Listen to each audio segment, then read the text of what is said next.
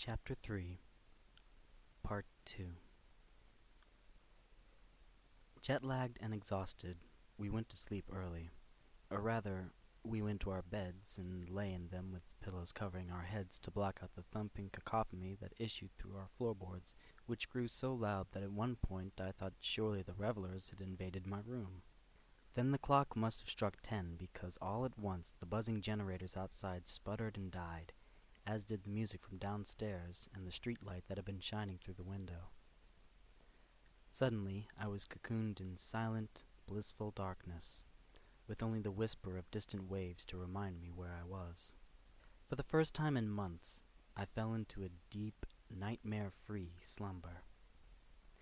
I dreamed instead about my grandfather as a boy, about his first night here, a stranger in a strange land, under a strange roof, owing his life to people who spoke a strange tongue. When I awoke, sun streaming through my window, I realized it wasn't just my grandfather's life that Miss Peregrine had saved, but mine too, and my father's. Today, with any luck, I would finally get to thank her. I went downstairs to find my dad already bellied up to a table, slurping coffee and polishing his fancy binoculars. Just as I sat down, Kev appeared bearing 2 plates loaded with mystery meat and fried toast. "I didn't know you could fry toast," I remarked, to which Kev replied that there wasn't a food he was aware of that couldn't be improved by frying. Over breakfast, Dad and I discussed our plan for the day. It was to be a kind of scout, to familiarize ourselves with the island. We'd scoped out my dad's bird-watching spots first, and then to find the children's home. I scarfed my food, anxious to get started. Well fortified with grease, we left the pub and walked through town, dodging tractors and shouting to each other over the din of generators until the streets gave way to the fields and the noise faded behind us. It was a crisp and blustery day, the sun hiding giant cloud banks only to burst out moments later and dabble the hills with spectacular rays of light, and I felt energized and hopeful. We were heading for a rocky beach where my dad had spotted a bunch of birds from the ferry. I wasn't sure how we would reach it, though. The island was slightly bowl-shaped, with hills that climbed toward its edges only to drop off at precarious seaside cliffs. But at this particular spot, the edge had been rounded off, and a path led down to a minor spit of sand along the water. We picked our way down to the beach, where what seemed to be an entire civilization of birds were flapping and screeching and fishing in tide pools. I watched my father's eyes widen. "Fascinating," he muttered, scraping at some petrified guano with the stubby end of his pen. "I'm going to need some time here. Is that all right?" I'd seen the look on his face before, and I knew exactly what "some time" meant. Hours and hours. "Then I'll go find the house by myself," I said. "Not alone you aren't. You promised." "Then I'll find a person who can take me." "Who?" "Kev will know someone." My dad looked out to the sea, where a big rusted lighthouse jutted up from a pile of rocks. "You know what the answer would be if your mom were here," he said. My parents had differing theories about how much parenting I required. Mom was the enforcer, always hovering, but Dad hung back a little. He thought it was important that I make my own mistakes now and then. Also, letting me go would free him to play with guano all day. "Okay," he said, "but make sure you leave me the number of whoever you go with." "Dad, nobody here has phones." He sighed. "Right. Well, as long as they're reliable." Kev was out running an errand, and because asking one of his drunken regulars to chaperone me seemed like a bad idea, I went into the nearest shop to ask someone who was at least gainfully employed. The door read, "Fishmonger." I pushed it open to find myself cowering before a bearded giant in a blood-soaked apron. He left off decapitating fish to glare at me, dripping cleaver in hand, and I vowed never again to discriminate against the intoxicated. "What the hell for?" he growled when I told him where I wanted to go.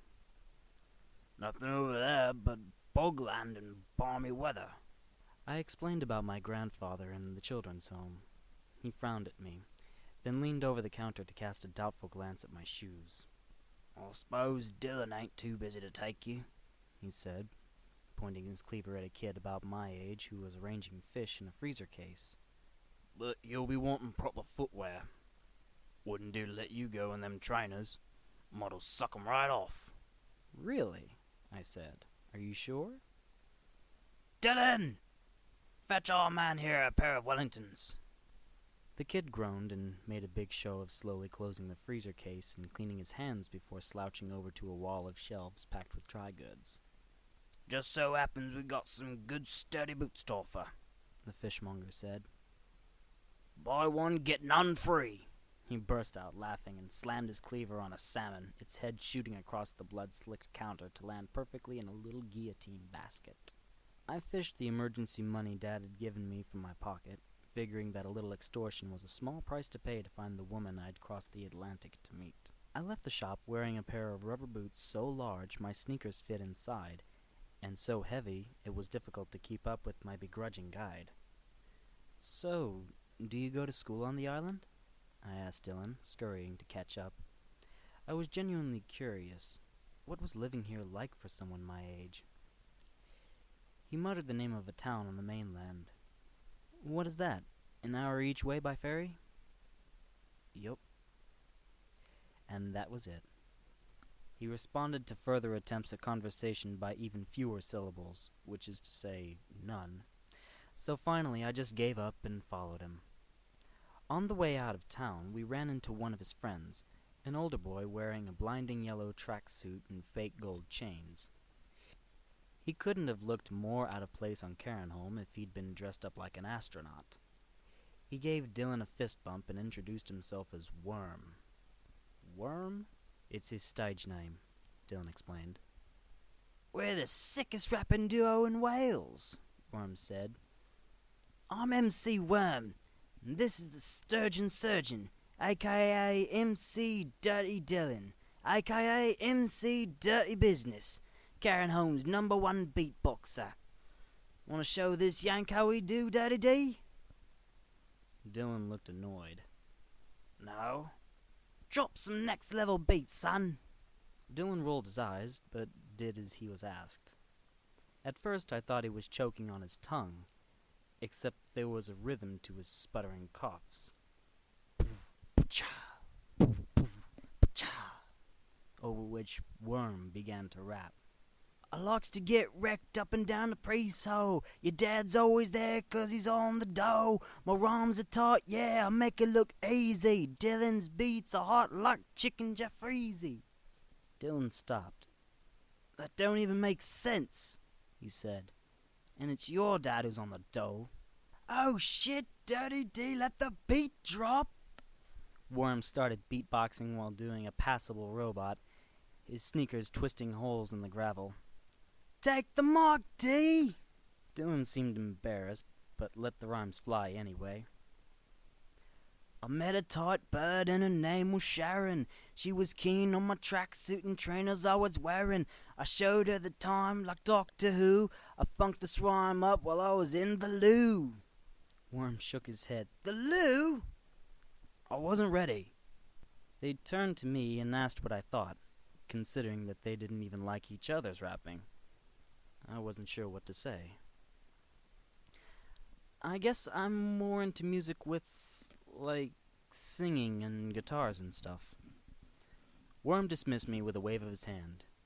"He wouldn't know a dope rhyme if it bit him in the bollocks," he muttered. Dylan laughed, and they exchanged a series of complex, multi-stage handshake fist bump high fives. "Can we go now?" I said. They grumbled and dawdled a while longer, but pretty soon we were on our way, this time with Worm tagging along. I took up the rear, trying to figure out what I would say to Miss Peregrine when I met her. I was expecting to be introduced to a proper Welsh lady and sip tea in the parlor and make polite small talk until the time seemed right to break out the bad news. "I'm Abraham Portman's grandson," I would say. "I'm sorry to be the one to tell you this, but he's been taken from us." Then, once she'd finished quietly dabbing away tears, I would ply her with questions.